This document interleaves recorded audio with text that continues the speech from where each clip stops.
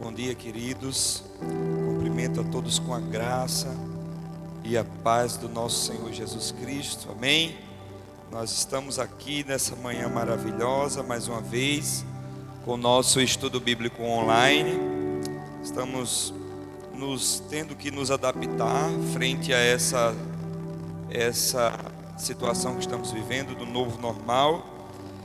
Mas graças a Deus que temos a oportunidade de acesso à palavra de Deus e ao estudo das Sagradas Escrituras. Então quero, sem mais demora, convidar você nesse momento a pegar sua Bíblia, pegar aí um lápis, um caderno, uma agenda, para que você possa tomar nota, fazer como de costume as observações do nosso estudo bíblico. E nosso tema de hoje é adoração. Amém? É isso mesmo, adoração. Nós vamos falar sobre isso, vamos aprender um pouco mais sobre este assunto. Vamos orar ao Senhor, uma vez que você pegou sua Bíblia aí, seu papel, seu lápis, caderno. Fecha teus olhos nesse momento, prepara aí o teu coração e vai a Deus em oração aí mesmo onde você está nesse momento. Oremos juntos então. Pai amado e querido, diante do Senhor nos colocamos. Bendizemos o teu nome, ó Deus, porque o Senhor é grande e a sua misericórdia dura para sempre. Nós louvamos o Senhor porque o Senhor é digno de louvor.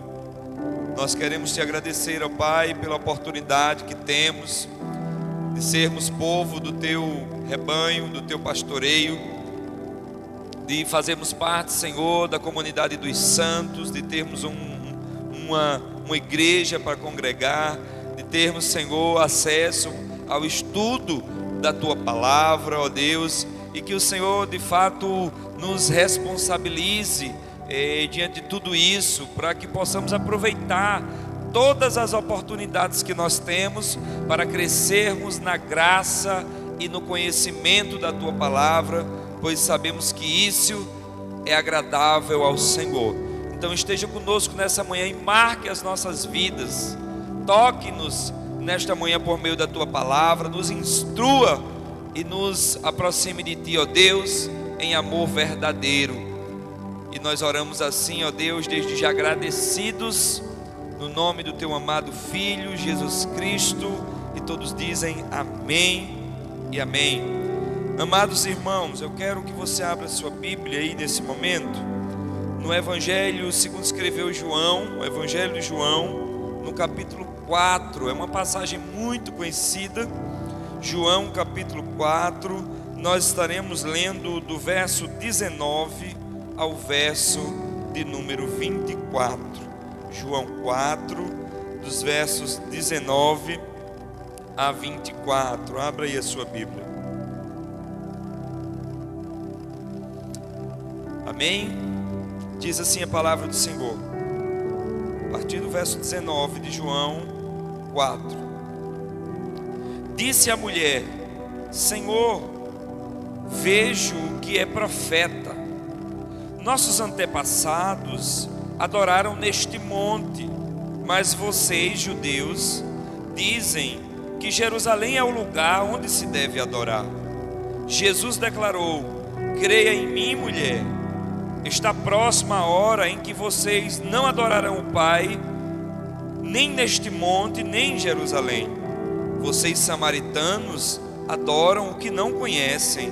Nós adoramos o que conhecemos, pois a salvação vem dos judeus.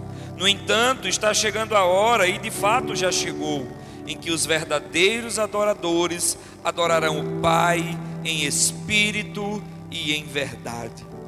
São estes os adoradores que o Pai procura. Deus é espírito e é necessário que os seus adoradores o adorem em espírito e em verdade.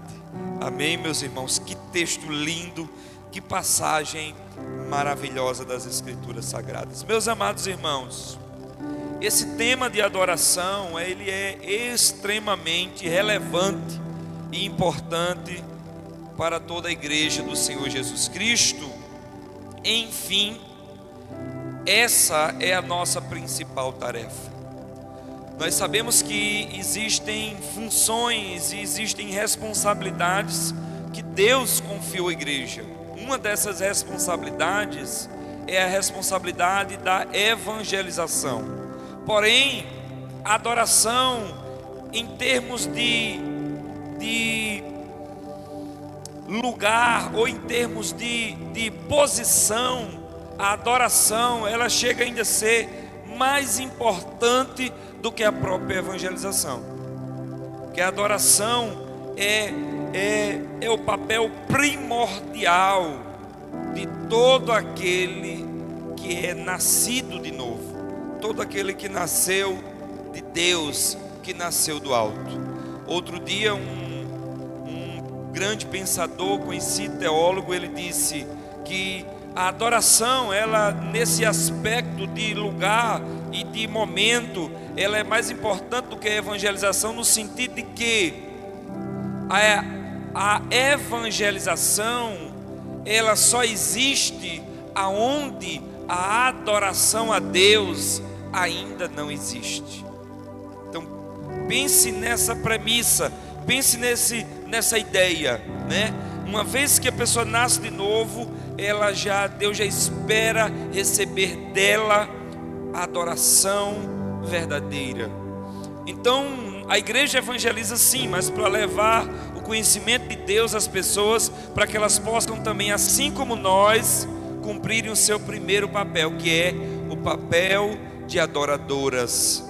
Amém, queridos? Então podemos dizer que a adoração, fundamentalmente falando, é a principal tarefa da igreja. Principal tarefa da igreja. E a adoração é tema central. A adoração é um tema central de toda a Escritura Sagrada, desde o Gênesis até o Apocalipse.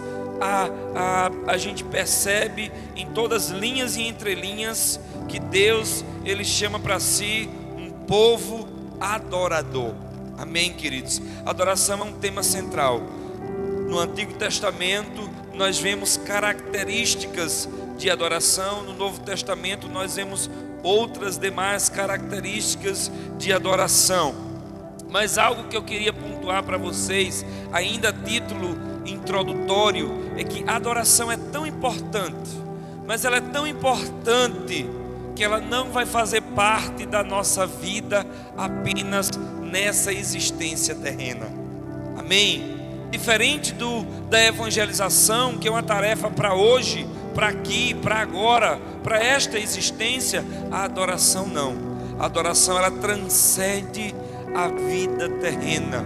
Nós vamos passar para a eternidade com Deus, e lá nós continuaremos adorando e adorando ao Senhor nosso Deus por todo o sempre. É lindo quando eu leio, e eu fico encantado quando leio o livro de Apocalipse e vejo João, o apóstolo João, descrevendo as lutas e as perseguições que a igreja enfrentaria, né, no final dos tempos. Mas ao mesmo tempo, aquilo que traz apreensão ao coração de João, agora muda-se o cenário. João então olha para cima, e Cristo permite a ele, através de visões, ver a igreja que na terra estava sendo martirizada, no céu essa mesma igreja com vestes alvas como a neve, adorando o Cordeiro que foi morto e reviveu. João olha para o céu e vê a igreja de Cristo. E todas as vezes que o Apocalipse fala, uma coisa fica muito claro: no céu existirá a adoração contínua por parte da igreja ao seu dono, ao seu Senhor e Salvador Jesus Cristo. Então a gente percebe que a adoração é muito importante, porque ela transcende essa realidade. Ela começa aqui e continua na eternidade. E aqui nesse texto, João capítulo 4, nós temos aqui uma passagem de mão cheia, para que a gente aprenda ou aprofunde um pouco mais o nosso conhecimento sobre essa temática. Todos conhecemos essa história. Jesus estava passando em Samaria, e lá em Samaria ele se põe do lado do poço de Jacó, e ele se aproxima de uma mulher, enquanto seus discípulos vão comprar alimento. Enquanto eles vão comprar alimento, Jesus inicia um diálogo com a conhecida aqui, que é conhecida mulher samaritana, que estava pegando água num horário inadequado. E então Jesus inicia um diálogo com essa mulher, ele pede água a essa mulher, e de repente ela começa a falar das rixas e das intrigas que existiam entre judeus e samaritanos. Então Jesus aprofunda o diálogo com essa mulher, e Jesus de repente mostra para essa mulher que o que ela mais necessitava não era daquela água física, mas sim da água espiritual. É a água essa que ele tinha para lhe dar, e que jorraria da sua vida, do seu interior, para a vida eterna. Então essa mulher, ela começa a se interessar pela água da vida que Jesus tinha a lhe oferecer. Então Jesus vai ampliando o diálogo, e Jesus começa a revelar coisas da vida dessa mulher que só ela e Deus sabiam. Então naquele momento, essa mulher, até o versículo 18, e entrando aqui no versículo 19, ela diz: Senhor, eu vejo que tu és profeta. Vejo que tu és profeta. O Senhor não é um homem comum, por conta exatamente do que Jesus tinha revelado da vida daquela mulher. Então começa-se aqui o diálogo, porque Jesus, ele está se apresentando aqui como um Messias, como Filho de Deus. O Evangelho de João caracteriza Jesus como o eu sou. E a gente vai ver Jesus sempre falando isso: eu sou a água da vida, eu sou a luz do mundo, eu sou o caminho, eu sou a verdade, né? Então aqui Jesus está se revelando para essa mulher, e ela então percebe que tem algo diferente nele, começa a enxergar ele não apenas como profeta, mas como Messias prometido. E aí então essa mulher faz um questionamento, e ela diz: Jesus, os meus antepassados, eles adoravam nesse monte, o Monte Gerizim, mas vocês, os judeus, dizem que em Jerusalém é o lugar de adorar. E onde? Então onde é o lugar de se adorar? E então Jesus começa a falar agora, a partir do versículo 19 até o 24, Jesus fala para ela sobre esse tema de adoração. Jesus está dizendo, Jesus diz: olha, vai chegar a hora que nem nesse monte, nem em Jerusalém, vocês vão adorar a Deus. Está vindo a hora, e já chegou, mas agora ele também se refere ao tempo da sua partida, da consumação da sua obra.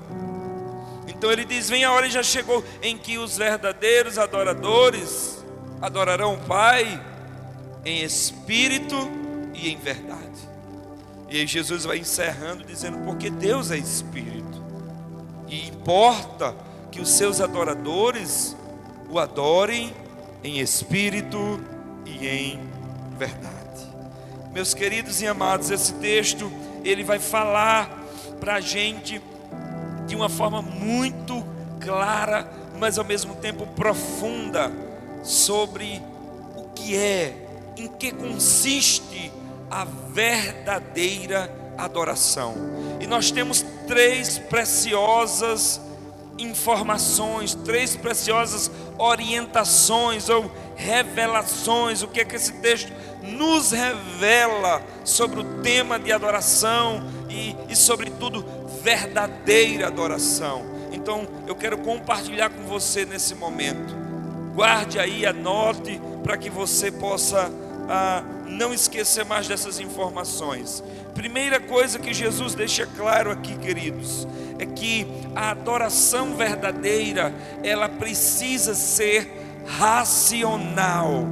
A adoração verdadeira, ela precisa ser racional. Então quando Jesus está conversando com essa mulher, ele diz aqui no versículo 22, acompanhe comigo: vocês samaritanos adoram o que não conhecem. Olha o que Jesus está dizendo: vocês samaritanos, vocês não estão adorando como deveria, porque vocês adoram o que não conhecem. E aí em seguida ele diz: nós adoramos o que conhecemos, pois a salvação vem dos judeus. Jesus aqui estava se referindo à história da redenção. Amém? Como esse Deus maravilhoso que merece ser adorado, como Ele conduz a história do povo que Ele criou para si. Então a primeira coisa aqui que fica claro: vocês adoram o que não conhecem. Meus amados irmãos, a adoração em primeiro lugar precisa ser racional, tem que ser com entendimento. Nós precisamos adorar a Deus com entendimento. Por isso é importante nós conhecermos a Deus. Você que me assiste nesse momento, eu encorajo você a olhar para as obras da criação, a olhar para a Escritura Sagrada e buscar conhecer mais do seu Senhor, do seu Criador, do seu Salvador, porque não existe adoração sem entendimento. Adoração precisa passar pela racionalidade. Nós precisamos conhecer o Deus a quem nós servimos, precisamos conhecer o Senhor a quem nós pretendemos adorar. Nesse mesmo texto, Jesus, ele já dá um indicativo, ele fala sobre um dos atributos, uma parte da natureza de Deus, algo que faz parte da natureza de Deus. Ele diz: Deus é Espírito. Olha como é interessante. E importa que os seus adoradores o adorem em espírito e em verdade.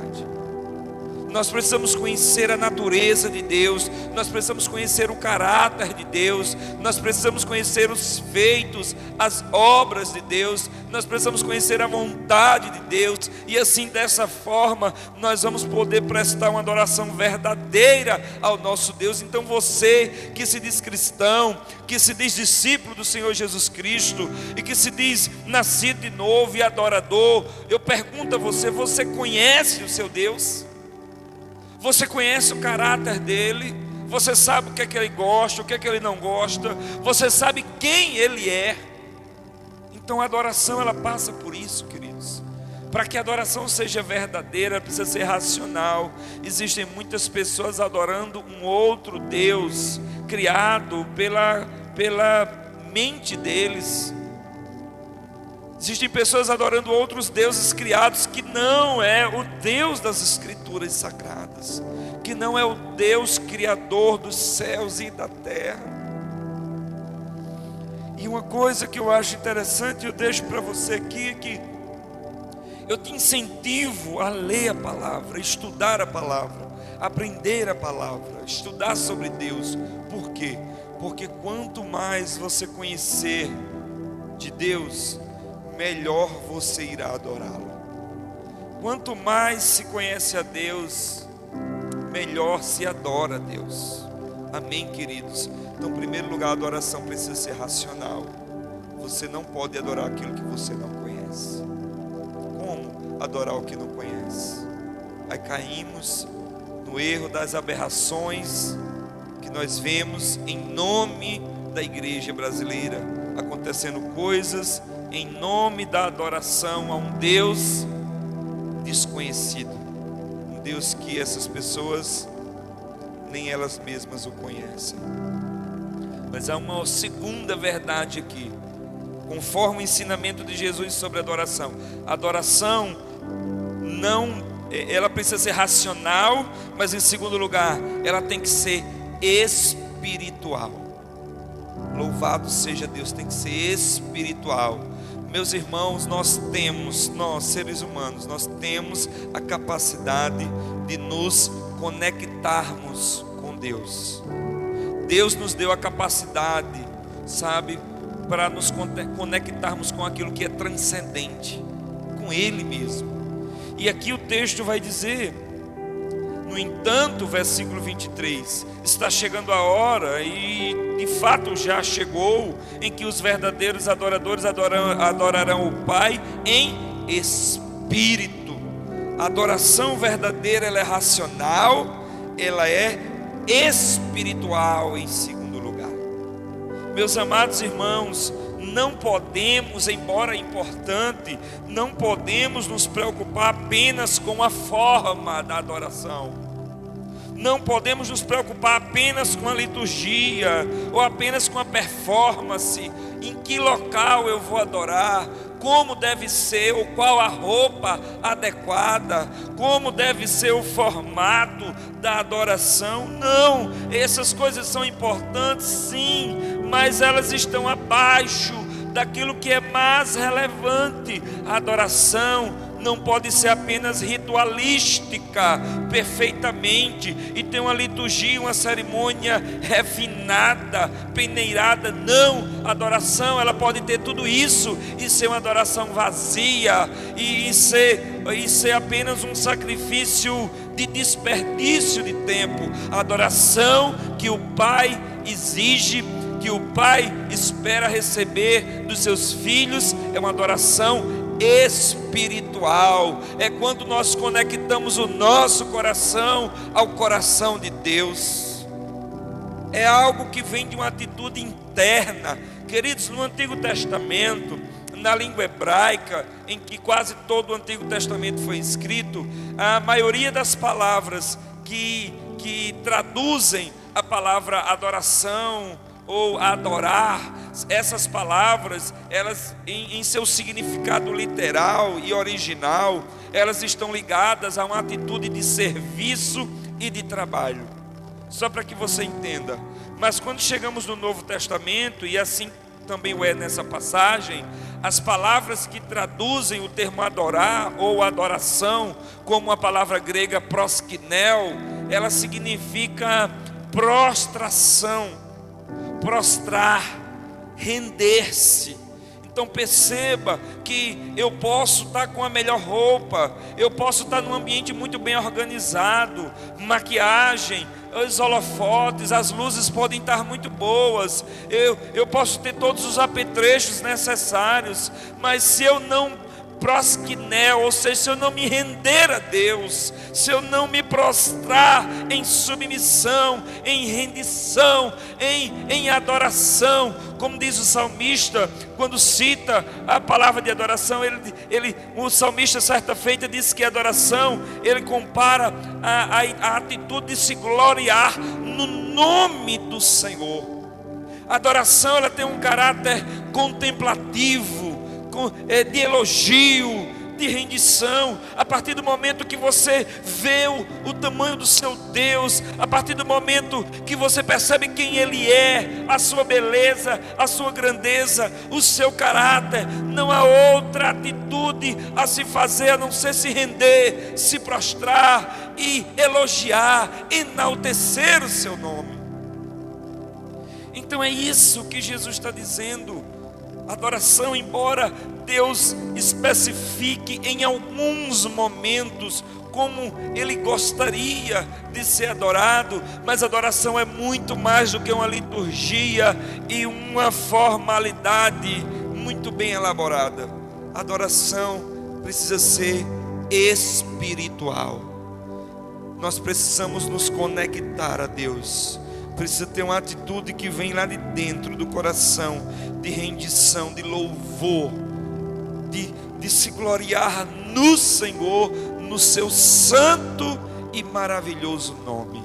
Aleluia, glória a Deus, irmãos. Isso é adoração, foi para isso que nós fomos chamados. Mas em terceiro e último lugar, adoração conforme o ensinamento de Jesus aqui em João, ela precisa ser racional em primeiro lugar, ela precisa ser espiritual em segundo, e em terceiro ela precisa ser sincera. Adoração precisa ser sincera. Adoração a Deus passa pelo crivo da sinceridade. Deus não recebe atitudes e comportamentos em nome da adoração que não sejam carregados de sinceridade. E Jesus diz que aqueles que o Pai procura e vai vir um tempo, e já chegou, Ele diz que os verdadeiros adoradores, eles adorarão o Pai em espírito, também em verdade. Lembra quando Jesus denunciou o formalismo, a religiosidade dos fariseus, dizendo: vocês me honram com os seus lábios, mas o coração de vocês está distante de mim. Deus sonda mentes e sonda corações. A adoração verdadeira, ela tem que ter sinceridade. E sabe o que isso significa?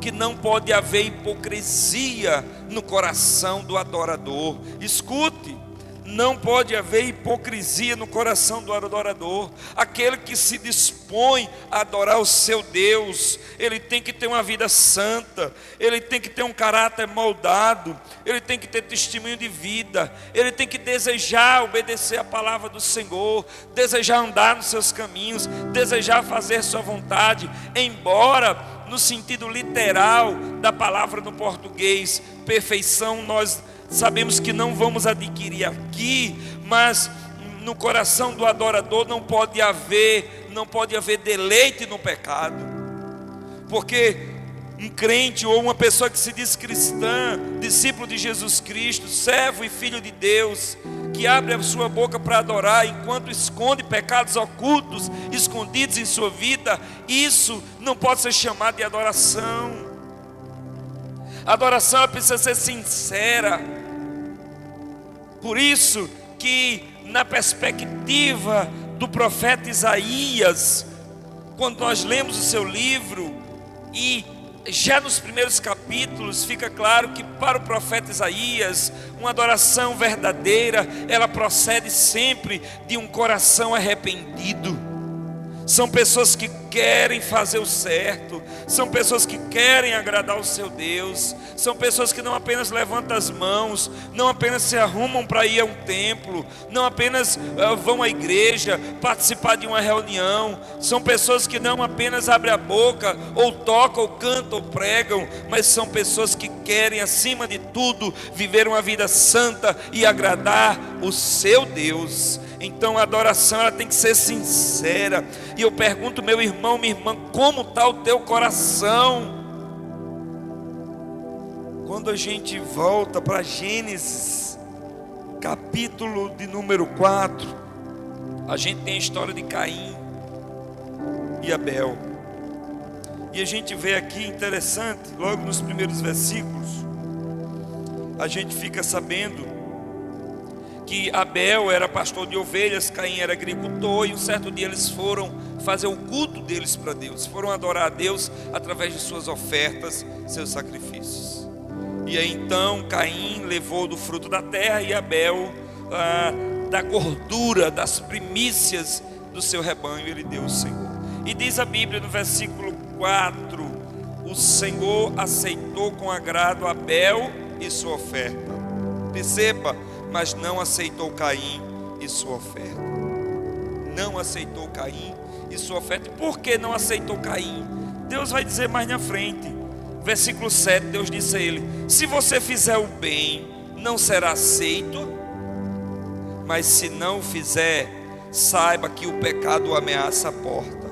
Ele deseja conquistá-lo, mas você deve dominá-lo. Por que Deus não recebeu a oferta, o sacrifício, a adoração, o culto de Caim? Porque antes Deus reprovou a vida de Caim.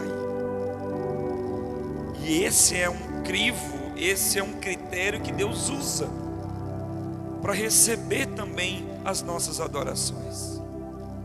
Ele só vai receber a minha adoração se antes Ele se agradar da minha vida, se antes Ele ver que não há hipocrisia no meu coração, mas que há desejo sincero de arrependimento, de abandono de pecado e de agradar a Ele. Então, queridos, que não venhamos cometer esse erro, assim também como Caim, oferecer qualquer coisa para Deus, achando que estamos adorando, enquanto que no íntimo do nosso coração habita a vaidade, o egoísmo, a mentira, o engano, a inveja, como foi no caso de Caim.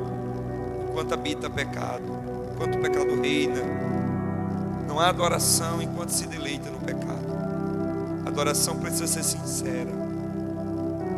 Nós precisamos de fato oferecer toda a nossa vida ao Senhor, até porque a adoração é algo que vai além do que fazemos no dia de domingo, no período de 2 horas, no templo que nós chamamos de igreja. A adoração, ela flui de uma vida e de um relacionamento constante com Deus, com o nosso Criador, com o nosso Senhor e Salvador. Então, queridos, guarde isso. A adoração, ela precisa ser racional, espiritual e sincera. E eu quero encerrar o nosso estudo nessa manhã, te levando a pensar como é que está a tua vida de adoração. Como é que está a tua vida de adoração?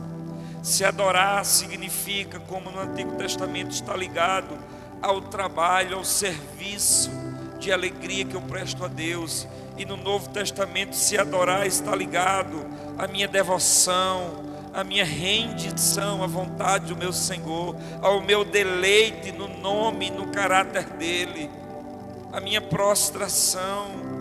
Se adoração é tudo isso, como é que está o altar da adoração no meu coração? Como é que está o altar da adoração no meu coração?